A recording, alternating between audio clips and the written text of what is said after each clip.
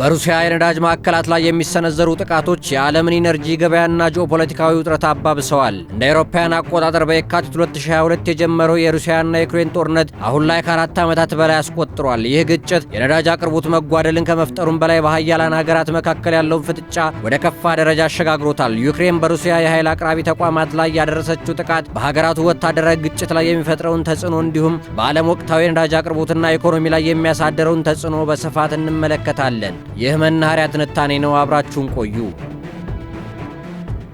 በዩክሬንና በሩሲያ መካከል እየተካሄደ ያለው ጦርነት አሁን ወደ አደገኛና ስልታዊ ኃይል አቅርቦት ፍልሚያ መሸጋገሩን የሚያሳዩ አዳዲስ ክስተቶች እየታዩ ነው። የዩክሬን የጦር ኃይሎች በሩሲያ ግዙፍ የነዳጅ ኤክስፖርት ማዕከል በሆነው ፕሪሞርስክ ወደብና በማዕከላዊ ሩሲያ ባሽኪሪያ ክልል በሚገኝ የነዳጅ ማጣሪያ ላይ ድንገተኛና መጠነ ሰፊ የድሮን ጥቃት መፈጸማቸው ተረጋግጧል። ይህ ጥቃት ኪየቭ የሞስኮን የኢኮኖሚ የጀርባ አጥንት ለመስበር የጀመረችው ዘመቻ አካል ሲሆን በተለይም በባልቲክ ባህር የሚገኘው የፕሪሞርስክ ወደብ ለሩሲያ የውጭ ምንዛሪ ግኝት ያለው ሚና ከግምት ውስጥ ሲገባ ጉዳቱ ከወታደራዊ ባለፈ ከፍተኛ የኢኮኖሚ ኪሳራን የሚያስከትልም ክስተት ጭምር ነው። የጥቃቱን መጠንና ውጤት በተመለከተ የወጡ መረጃዎች እንደሚያመለክቱት ከእሁድ ምሽት ጀምሮ በፕሪሞርስክ ወደብ በኩል የሚደረግ የነዳጅና የነዳጅ ውጤቶች ኤክስፖርት ሙሉ በሙሉ ተቋርጧል። የዩክሬን ጦር ጠቅላይ መምሪያ ጥቃቱን ተከትሎ ባወጣው መግለጫ የድሮን ጥቃቱ በወደቡ የሚገኙ የነዳጅ ማከማቻ ታንኮችንና መርከቦች ነዳጅ የሚጭኑባቸውን መገልገያዎች ኢላማ ያደረገ እንደነበርም ገልጿል። ይህም በዓለም አቀፍ ደረጃ የሚታወቀው የሮይተርስ የዜና ወኪል ካረጋገጠው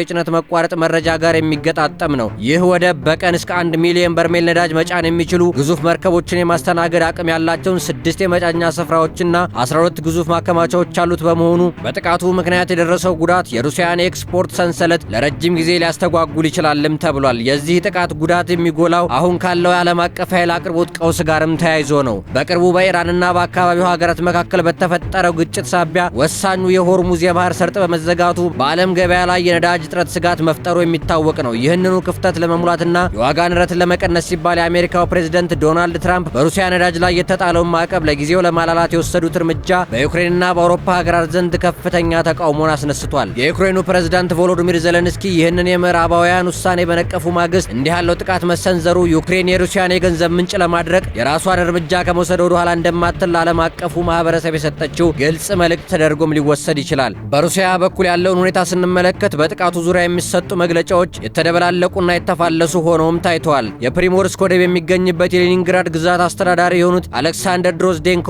መጀመሪያ ላይ በጥቃቱ ምክንያት የነዳጅ ማከማቻ ታንኮች ላይ እሳት መነሳቱን በይፋ ቢገልጹም ቆይተው ግን መረጃውን በማጥፋት ሁኔታውን ለመደበቅ ሞክረዋል። ሆኖም ግን የናሳ የሳተላይት መረጃዎች በወደቡ ግቢና በአካባቢው የሚገኙ የነዳጅ ማከማቻዎች ላይ በርካታ የቃጠሎ ክስተቶች መታየታቸውን አረጋግጠዋል። ከዚህም በተጨማሪ የሩሲያ የአየር መከላከያ ስርዓት ከ70 በላይ ድሮኖችን መጥቶ መጣሉ ቢነገርም የጥቃቱ ሰለባ የሆኑት ተቋማት ግን ስራ ለማቆም መገደዳቸው የጥቃቱን ስር መስደድና የሩሲያን የመከላከያ ክፍተት ያሳያሉ ሲሉም ተንታኞች ገልጸዋል። ይህ በፕሪሞርስክና በባሽኪሪያ የተፈጸመ ጥቃት ጦርነቱ ወደ አዲስ ውስብስብ ምዕራፍ መሸጋገሩን ያረጋግጣል። ዩክሬን ከዚህ ቀደም በ2025 ተመሳሳይ ጥቃት በዚሁ ወደብ ላይ በመፈጸም የ2 ቀናት መስተጓጎል መፍጠሯ ይታወሳል። አሁን ግን ጥቃቱ ይበልጥ የተቀናጀና ጥልቀት ያለው መሆኑ ሩሲያ የነዳጅ መሰረተ ልማቶቿን ከጥቃት የመከላከል አቅሟን ጥያቄ ውስጥ የሚከት ነው። ይህ ክስተት የሩሲያን የጦርነት በጀት ከማሳሳቱም በላይ በዓለም አቀፍ የነዳጅ ገበያ ላይ አዲስ ውጥረትን በመፍጠር የዲፕሎማሲያዊ ሽኩቻውን እንደሚያባብሰው ይጠበቃል። ይህ የዩክሬን የተቀናጀ ጥቃት በፕሪሞርስክና በባሽኪሪያ ላይ መሰንዘሩ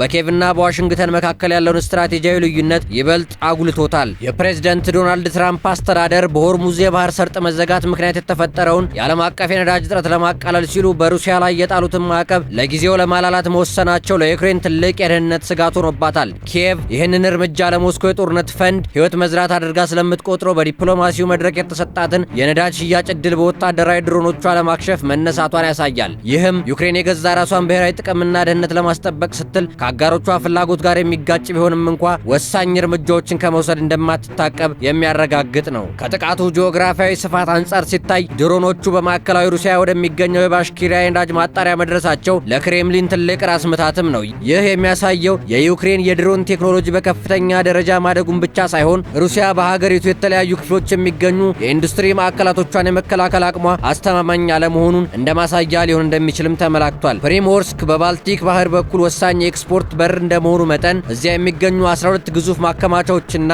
በቀን 1 ሚሊዮን በርሜል የመጫን አቅም ያለው 6 መድረኮች ላይ የደረሰው ጉዳት ሩሲያ ወደ አውሮፓና እስያ የምትልከውን ነዳጅ በቀጥታ ይነካዋል። የሳተላይት መረጃዎችና የናሳ የእሳት መከታተያ ስርዓቶች የሚያሳዩት የቃጠሎ ስፋት ጥቃቱ እንዲሁ ለፕሮፓጋንዳ የተደረገ ሳይሆን በሩሲያ የነዳጅ ሎጂስቲክስ ላይ ትክክለኛ ጉዳትን የፈጠረ መሆኑንም ያሳያል። በተጨማሪም የሩሲያው ግዙፍ የጋዝ ኩባንያ ጋዝፕሮም ዩክሬን ወደ ቱርክና ምስራቅ አውሮፓ የሚሄዱ የጋዝ ቧንቧዎችን ለማሰናከል ሞክራለች በሚል የሰነዘረው ክስ ጦርነቱ ወደ ጠቅላላ የኃይል አቅርቦት ጦርነት መሸጋገሩን ጠቋሚ ሊሆን ይችላልም ተብሏል። ዩክሬን ከዚህ ቀደም በ2025 ተመሳሳይ ሙከራን አድርጋ የሁለት ቀን መስተጓጎሏ መፍጠሯ ቢታወስም የአሁኑ ጥቃት ግን ከሆርሙዝ ሰርጥ መዘጋት ጋር ተዳምሮ በዓለም የነዳጅ ገበያ ላይ ከፍተኛ የድንጋጤ ማዕበልን ፈጥሯል።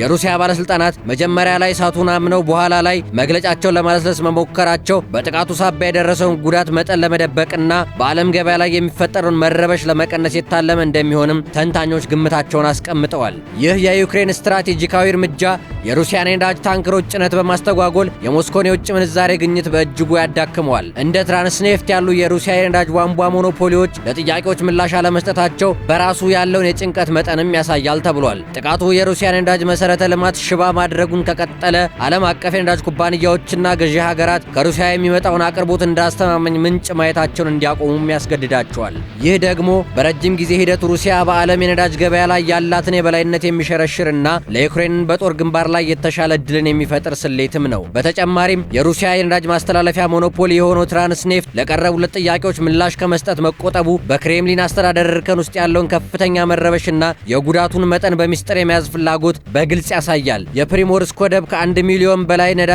የሚጭኑ መርከቦችን የማስተናገድ አቅም ያለው በመሆኑ የኤክስፖርት ሂደቱ መቋረጡ በሩሲያ ብሔራዊ ገቢ ላይ በሰዓታት ውስጥ በሚሊዮን ዶላር የሚቆጠር ኪሳራ እያስከተለም ይገኛል። ይህ አይነቱ ጥቃት ሩሲያ ነዳጇን ወደ ዓለም ገበያ ለማውጣት የምትጠቀምባቸውን የጥላ መርከቦች እንቅስቃሴ ይበልጥ አደገኛና ውድ እንዲሆን ያደርገዋል። ምክንያቱም የመድን ዋስትና ሰጪ ኩባንያዎች ወደ ጥቃት ቀጠናው ለሚጠጉ መርከቦች የሚጠይቁት የክፍያ መጠን በከፍተኛ ሁኔታም ስለሚጨምር ነው። ይህ በእንዲህ እንዳለ የናሳ የእሳት መረጃ ስርዓት ያረጋገጣቸው በርካታ የቃጠሎ ስፍራዎችና በማህበራዊ ሚዲያዎች የተሰራጩት የጥቁር ጭስ ምስሎች የሩሲያ ባለስልጣናት ሁኔታው በቁጥጥር ስር ነው የሚሉትን መግለጫ ውድቅ ማድረጉም አመላካች ነው ተብሏል። ጥቃቱ ከዋናው የነዳጅ ማከማቻ 1 ኪሎ ሜትር ርቀት ላይ በሚገኙ ሌሎች የነዳጅ ውጤቶች ማከማቻዎች ላይም ጉዳት ማድረሱ የተገለጸ ሲሆን ይህ ደግሞ ሩሲያ እጅግ ሰፊ በሆነ ግዛቷ ውስጥ የሚገኙ በመቶዎች የሚቆጠሩ የነዳጅ ተቋማትን በአስተማማኝ ሁኔታ ለመጠበቅ ያላትን አቅም ፈታኝ አድርገዋልም ተብሏል። ጦርነቱ አሁን ላይ በሁለቱ ሀገራት ድንበር ላይ ብቻ ሳይሆን ከድንበር በመቶዎች የሚቆጠሩ ኪሎ ሜትሮች ርቆ በሚገኘው የሩሲያ ኢኮኖሚ ማዕከል ውስጥም በከፍተኛ ሁኔታ እየተካሄደ መሆኑን ያረጋግጣል። በዲፕሎማሲው ረገድ ዩክሬን በፕሬዝዳንት ትራምፕ አስተዳደር ላይ የሰነዘረችው ትችትና